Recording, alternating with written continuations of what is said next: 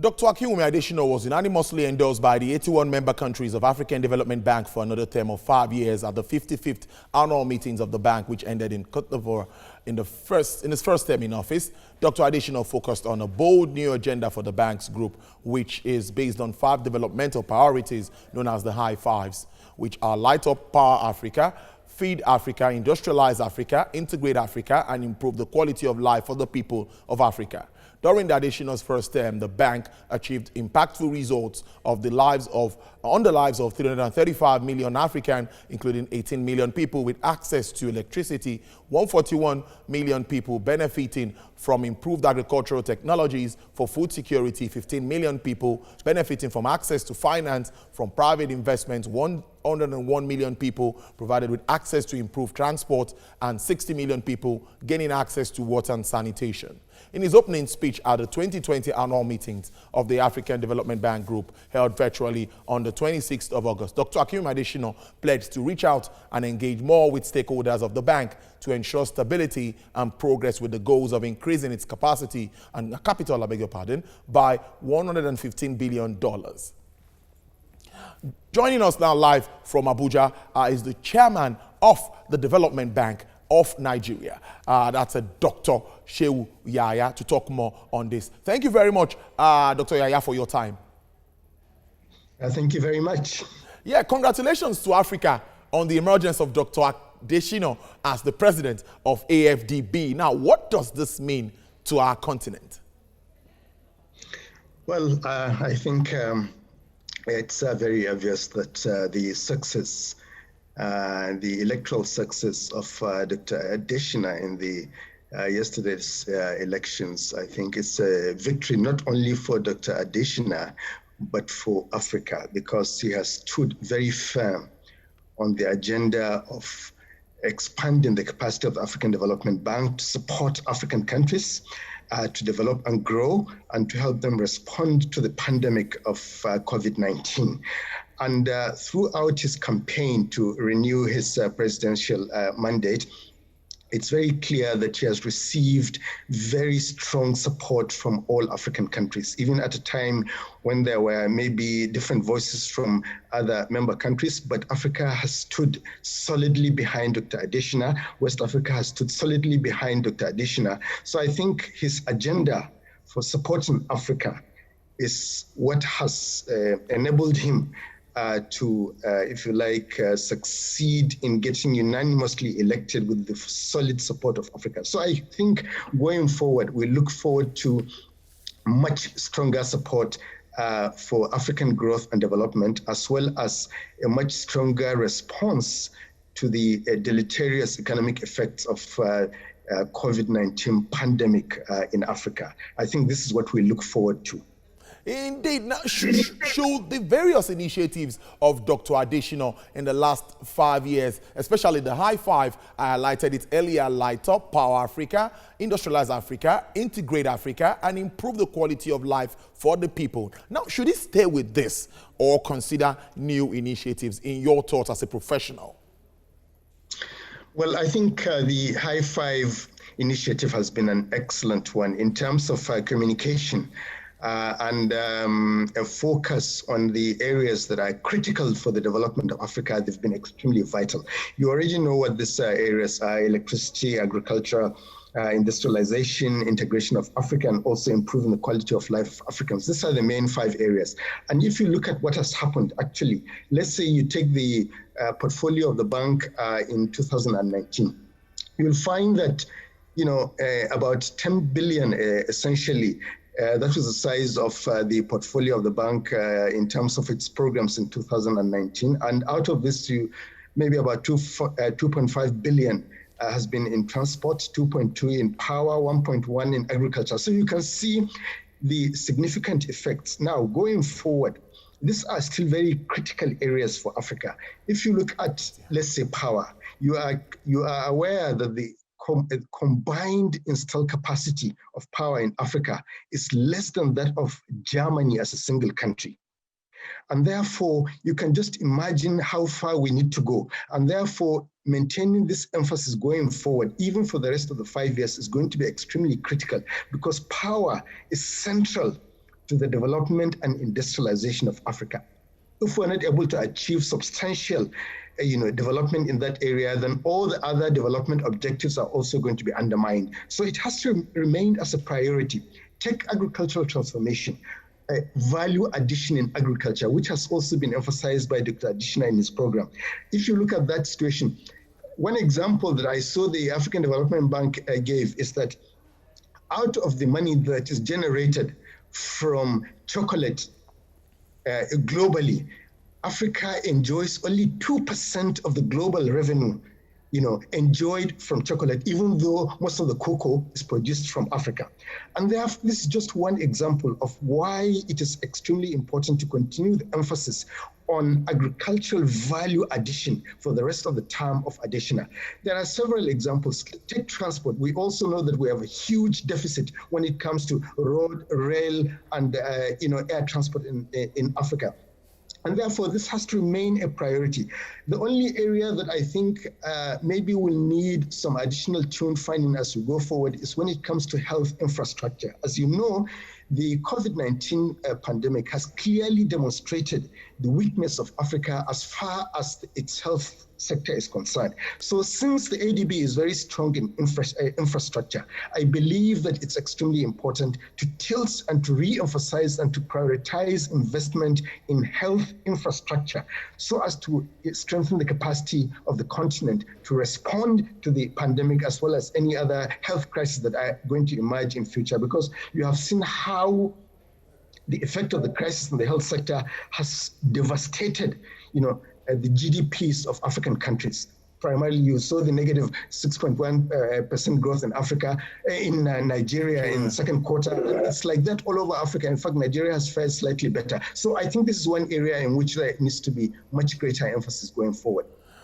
Dr. Adesina, during his first term as president of the bank, also increased the bank's capital base as a financial expert and a former executive director at the AfDB, also monetary policy committee. You've done a lot, Dr.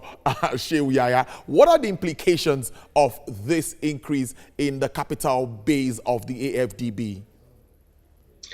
Well, I have to, first of all, congratulate the African Development Bank and Dr. Adesina for this significant, massive capital increase at a time when most countries in the world were still suffering from the effects of, the post-recession period and trying to respond to other crises in their countries. Yet he managed to mobilize global support to achieve this 125% capital increase, raising the capital base of the African Development Bank to an unprecedented 209 billion. I think this is a singular achievement, and I really want to emphasize that this must have taken a lot of time, energy, planning, consultations, and stakeholder support. So I think this is a very important point. Of course, raising the capital base of the bank has, what it means is that it has raised the capacity of the African Development Bank to lend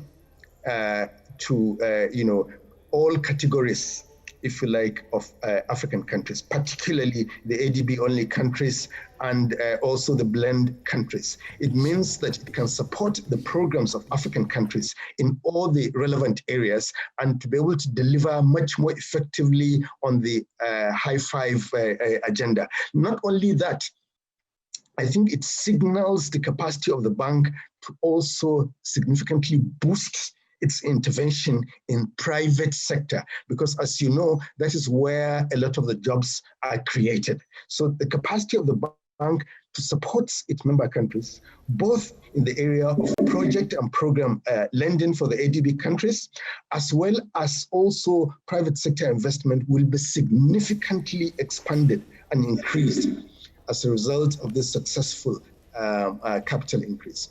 And you might also understand that there was also a very successful AfD replenishment process under Dr. Adesina, which will also strengthen the capacity of the bank to support ADF countries, that is to say, countries that have relatively weaker economies and that have a relatively low capacity to borrow.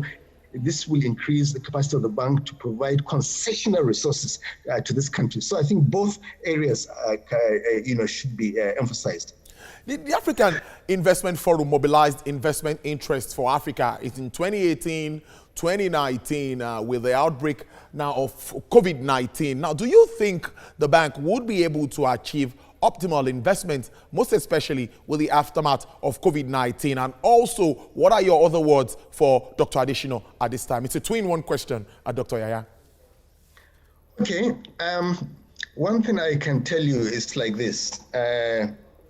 I understand that maybe something close to $4 billion has already been committed under the African Investment Forum under facility. Now, what I am going to, you see, the problem as we see it is that if you look globally, you realize that despite the current crisis globally, what has happened over the last few years is that there has been significant, huge sums of money, trillions of dollars that have been invested in assets that yield zero or negative globally. Why do I say this? It means that investors globally are looking at effective funding opportunities that will raise their capacity to earn from the resources that are at their disposal. Now, I think the establishment of the African Investment Forum provides an opportunity for mobilizing global resources from the private sector, combining with local African resources to help develop the economy, especially in the critical areas of agricultural value addition, power, transport, water supply, and sanitation, and all the critical areas that have been emphasized under the High Five agenda. So I think the prospects, don't look at the economic recession globally and think that therefore there is no opportunity. No, there are people with tremendous resources that are looking at effective if you like, outlets for their investments. And I think creating the right incentives and the right atmosphere when countries in Africa come together and provide enabling environment, I think it will attract substantial resources. And I think this idea and the forum is a good one going forward. Now, coming back to the second part of your question, I think going forward, what I would like to advise the President, Dr. Adesina, and I'm sure he's aware of this because he has already hinted at this in his speech during this annual meetings, is, I think, two things. To strengthen the capacity of the African Development Bank itself as an institution. Because as you know, what is happening now is that the bank under Adesina is rapidly emphasizing expanded investment in all parts of Africa. Now, if you rapidly expand your investments, what it will mean is that you run the risk of a higher ratio of non-performing resources and non-performing loans.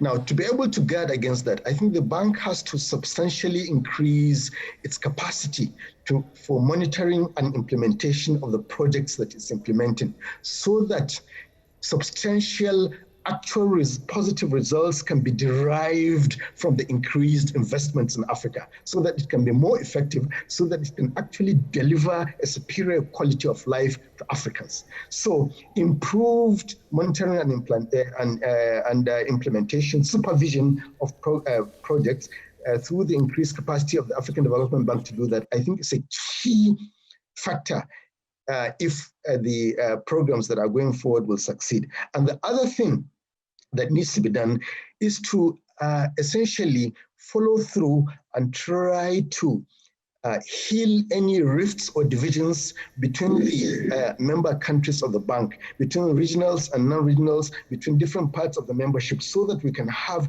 a much more united, solid bank, so that it can unite together to support the African agenda. As you know, in the process coming up to the elections of the Adesina, for Dr. Adesina, there have been some rumblings and disagreements here and there, and all that has healed. And I think the fact that there has been unanimous support for Dr. Adesina in the election shows that, in fact, most of the accusations against him have no basis, and people have realized that. And I think everybody has realized that, and there's the need to go forward. But I think there is even more. It's even more important to try to create dialogue and reach out to all the various factions and stakeholders so that we move together as as a bank, and so that we can mobilize together the global support of investment resources and skills to support African development. I think these are the two dimensions that I would advise Mr. Adesina or Dr. Adesina to emphasize in his second term. I wish him good luck in this wonderful effort. Dr. Shehu Yahaya, thank you very much for your time. Chairman, Development Bank of Nigeria. Thank you very much for joining us on Business Nigeria. Thank you very much. Pleasure speaking.